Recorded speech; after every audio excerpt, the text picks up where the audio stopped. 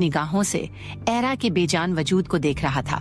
उसे इस बात का दुख नहीं था कि एरा को गोली लगी थी, बल्कि उसे इस बात का अफसोस था कि अगर उसे कुछ हो गया तो उसका बदला अधूरा रह जाएगा।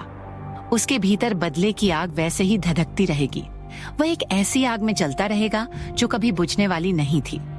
ड्राइवर सीट पर बैठे राहुल को घूरते हुए उसने झुंझलाकर कहा, तुम्हारे हाथों में मेहंदी लगी हुई है क्या, जो तुमसे ठीक से ड्राइविंग नहीं हो रही?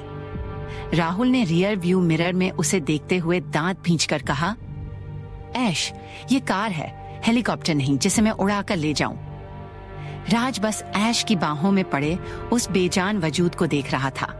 न जाने क्यों उसे एरा के लिए हमदर्दी महसूस हो रही थी। उसे एरा बहुत जानी पहचानी सी लग रही थी। अजीब बात थी कि उस अनजान लड़की के लिए उसके दिल में दर्द उठ रहा था। कुछ ही लम्हों बाद कार एक झटके से रुकी। एरा का वजूद सीट से नीचे गिरने ही वाला था कि ऐश ने उसे अपनी बाहों में संभाल लिया। गुस्से से राहुल को देखते हुए वह बोला, तूने पी रखी है क्या? दिमाग खराब हो गया है? कैसी ड्राइविंग कर रहा है? राहुल ने जवाब दिया, इसमें मेरी कोई गलती नहीं है। आगे बहुत ज्यादा ट्रैफिक लगा हुआ है, लगता है कोई बड़ा मामला हो गया है। ऐश बिना कुछ सुने कार से नीचे उतरा और आगे जाकर देखा। दो आदमी एक शख्स को बुरी तरह खरी खोटी सुना रहे थे और उनके चारों तरफ गार्ड खड़े थे। वह घुटनों के बल बैठे उस आदमी के सामने पीठ करके खड़ा हो गया और उन दोनों आदमियों से बोला, आप लोगों की प्रॉब्लम क्या है? दोनों आदमी हैरान रह गए क्योंकि पिछले 5 मिनट से कोई भी उनके बीच आने की हिम्मत नहीं कर पाया था। ये पहला शख्स था जो इस तरह सीना तानकर उनके सामने खड़ा था। सारे गार्डों ने अपनी बंदूकें ऐश की तरफ तान दी। ऐश ने बेपरवाही से कहा, इन खिलौनों को नीचे करो, मुझे इनसे डर नहीं लगता। मैंने पूछा, हुआ क्या है? लॉरेंस खन्ना आगे बढ़ते हुए बोले, इस कमीने ने एक लड़की के साथ छेड़खानी की है और ऊपर से हमारे साथ भी बदतमीजी की है। ऐश ने एक भौं ऊपर उठाई, फिर गर्दन मोड़कर घुटनों के बल बैठे आदमी को देखा और बोला, क्या बे, तेरी आंखें खराब हो गई हैं? तुझे ये दोनों मर्द कहाँ से औरत नजर आ गए जो इनके साथ छेड़खानी करने चला था? ये सुनकर लॉरेंस खन्ना हैरानी से उसे देखने लगे, जबकि विदुर खन्ना को सामने खड़ा यह नौजवान बेहद गुस्सा दिला रहा था, जो खुलेआम उनका मजाक उड़ा रहा था। विदुर खन्ना आगे बढ़े और रौबदार आवाज में बोले, तुम वाकई बेवकूफ हो या बेवकूफ बनने की एक्टिंग कर रहे हो? बदतमीजी का सिर्फ एक मतलब नहीं होता मिस्टर। ऐश भी पूरे रौब से उनके सामने खड़ा हो गया और बोला, सॉरी अंकल जी, लेकिन मैं अब नर्सरी क्लास में नहीं हूँ कि आप मुझे हर शब्द का मतलब समझाएं। इसने आपके साथ बदतमीजी की है, यह आपका मामला है। इसने जिस लड़की के साथ बदतमीजी की है वह उसका मामला है और यह पुलिस का मामला भी है। लेकिन आप अपनी और उस लड़की की समस्या में पूरी पब्लिक को परेशान नहीं कर सकते। अगर इसे सजा देनी है तो कानून के दायरे में रहकर दीजिए। कानून आखिर बनाए ही क्यों गए हैं, इसीलिए ना, तो उनका सहारा लीजिए। उम्मीद करता हूँ हमारा कानून इतना भी कमजोर नहीं है कि आपको इंसाफ न दिला सके। लॉरेंस खन्ना ने कहा, लड़के, तुम जानते भी हो कि तुम किससे बात कर रहे हो? ऐश मुस्कुराया और बोला, बिल्कुल नहीं, और सच कहूँ तो जानने में भी कोई दिलचस्पी नहीं है। मुझे सिर्फ इतना कहना है कि रास्ता साफ करवा दीजिए। आपकी इस बदतमीजी और छेड़छाड़ वाले केस की वजह से न जाने कितने लोगों की जान खतरे में पड़ सकती है। आइंदा किसी को सजा देने से पहले पब्लिक का भी ख्याल रखिएगा, ओके?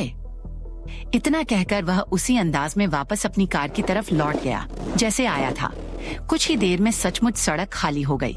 विदुर खन्ना बस गुस्से से उसे जाते हुए देखते रह गए। उनकी जिंदगी में ये दूसरा इंसान था जो उनके मुंह पर उन्हें खरी खोटी सुनाकर चला गया था। पहली उनकी बेटी थी जो उनके सामने खड़े होने की हिम्मत रखती थी और उन्हें बता सकती थी कि वे कहाँ सही हैं और कहाँ गलत। और दूसरा यह लड़का था जो कुछ ही मिनटों में उनकी इज्जत की धज्जियां उड़ाकर जा चुका था। हालांकि ऐश रायचंद की बातें गलत नहीं थीं, लेकिन उनका अंदाज गलत था। शायद इसी वजह से विदुर खन्ना को उसकी बातें बेइज्जती जैसी लगी थीं। शुक्र की बात यह थी कि यह सब सिर्फ उनके बीच ही रहा। किसी ने कोई वीडियो या फोटो नहीं ली थी, वरना आज की ये कुछ मिनटों की घटना कल की ब्रेकिंग न्यूज बन सकती थी। राहुल ने कार को हॉस्पिटल की तरफ मोड़ते हुए पूछा, ऐश, तुमने उनसे कोई बदतमीजी तो नहीं की? ऐश रायचंद, जो लगातार एरा को देख रहा था, राहुल की तरफ देखकर बोला, बदतमीजी करना क्या होता है? राज ने गहरी सांस भरते हुए कहा, तुमने उनसे जिस लहजे में बात की उसे ही बदतमीजी कहते हैं। क्या तुम जानते भी हो कि वो कौन है? वो इस इलाके के एमएलए हैं, लेकिन ऐश रायचंद पर उसकी बात का जरा भी असर नहीं हुआ। उसने रियर व्यू मिरर में दोनों के चेहरे देखते हुए कहा, मुझे समझ नहीं आता हमारी पब्लिक कब से इतनी बेवकूफ हो गई कि ऐसे लोगों को एमएलए चुनने लगी। अपनी निजी परेशानियों का हल वो सड़क पर निकालते हैं तो न जाने सरकारी मसलों को कैसे सुलझाते होंगे। ऐसे एमएलए को तो अपनी कुर्सी से इस्तीफा दे देना चाहिए। मेरा बस चले तो अभी उसी वक्त उसे कुर्सी से उतारकर जमीन पर बैठा दूं। राज का गुस्सा अब जवाब देने लगा था। उसने डैशबोर्ड पर हाथ मारते हुए कहा, ऐश, अपनी बकवास बंद करो। जिस इंसान के बारे में तुम कुछ जानते तक नहीं, उसके बारे में ऐसी बातें करना ठीक नहीं है। वो बहुत अच्छे एमएलए हैं। हो सकता है कोई ऐसी वजह रही हो जिसकी वजह से उन्हें उस समय ऐसा करना जरूरी लगा हो। आधा अधूरा सच जानकर लोगों को जज करना बंद करो और आइंदा उनके बारे में एक भी फालतू बात मत करना। ऐश कुछ कहने ही वाला था कि तभी कार हॉस्पिटल के सामने आकर रुक गई। 2 वार्ड बॉय पहले से ही उनकी कार का इंतजार कर रहे थे। जैसे ही कार रुकी, उन्होंने फौरन दरवाजा खोला और एरा के बेजान वजूद को स्ट्रेचर पर लिटाकर हॉस्पिटल के अंदर ले गए। राज तो पहले ही अंदर जा चुका था। राहुल ने ऐश की तरफ देखकर पूछा, तुम नहीं चलोगे? ऐश अपने फोन की स्क्रीन पर नजरें गड़ाए हुए बोला, नहीं, अगर वो जिंदा बच जाए तभी मेरे पास आना। फिर उसने बेरुखी से कहा, और अगर मर गई तो 1 महीने तक अपनी शक्ल मत दिखाना। तुम जानते हो, मेरा बदला अधूरा रह गया तो मैं किसी को नहीं छोड़ूंगा। राहुल ने गर्दन घुमाकर उसे घूरा और हैरानी से बोला, तुम ऐसे कैसे बात कर सकते हो? वो तुम्हारी बीवी है। ऐश ने फोन से नजर उठाकर राहुल को देखा और ठंडे लहजे में बोला, नहीं, वो मेरी बीवी नहीं है। एक नाचने वाली और बाजारू औरत मेरी बीवी नहीं हो सकती। तुमने कभी उसे और मुझे साथ देखा है? हमारी उम्र में कितना फर्क है। मेरी जिंदगी में उसकी हैसियत सिर्फ मेरे बदले तक है। जिस दिन मेरा बदला पूरा हो जाएगा, मैं उसे अपनी जिंदगी से निकालकर बाहर फेंक दूंगा। उसकी आंखों में नफरत साफ दिखाई दे रही थी। वह आगे बोला, उसकी खुशकिस्मती है कि मर्दों के सामने अपने वजूद की नुमाइश करने वाली औरत को मैंने अपना नाम दे दिया, वरना उसके जैसी औरतों को तो कोई इज्जतदार मर्द अपने पास भी फटकने नहीं देता। राहुल उसे अविश्वास से देखता रह गया। कुछ पल बाद उसने धीमी आवाज में कहा, ऐश, तुम तो पहले ऐसे नहीं थे। तुम तो औरतों की इज्जत करते थे। ऐश ने बेजारी से कंधे उचकाए और बोला, मैं आज भी औरतों की इज्जत करता हूँ, लेकिन उन औरतों की नहीं जो पैसों के लिए अपने वजूद को मर्दों के सामने तमाशा बना देती हैं। उसकी आवाज में नफरत और तिरस्कार घुला हुआ था। औरत तब तक अच्छी लगती है जब तक वो पर्दे में रहती है।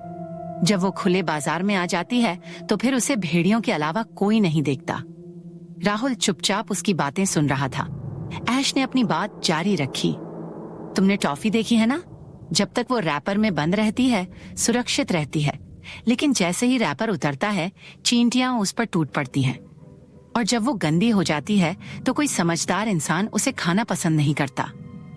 I hope you understand. Rahul को उसकी बातें बिल्कुल पसंद नहीं आई, लेकिन वह जानता था कि इस वक्त बहस करने का कोई फायदा नहीं था। उसने बस गहरी सांस ली और कहा, ठीक है, पहले मैं तुम्हें होटल छोड़ देता हूँ, फिर वापस हॉस्पिटल आ जाऊंगा। ऐश ने लापरवाही से जवाब दिया, जैसी तुम्हारी मर्जी। इतना कहकर उसने सिर सीट से टिका दिया और आंखें बंद कर लीं। वह पूरी तरह सामान्य दिखाई दे रहा था। ऐसा लग रहा था जैसे कुछ हुआ ही ना हो। कम से कम इंसानियत के नाते ही सही उसे उस लड़की की फिक्र होनी चाहिए थी जो जिंदगी और मौत के बीच झूल रही थी, लेकिन नहीं। इस वक्त वह उस लड़की के लिए पूरी तरह पत्थर दिल बन चुका था, जिससे कुछ समय पहले ही उसका रिश्ता जुड़ा था। एक ऐसा रिश्ता जिसे दुनिया के सबसे अहम रिश्तों में गिना जाता है। जारी है।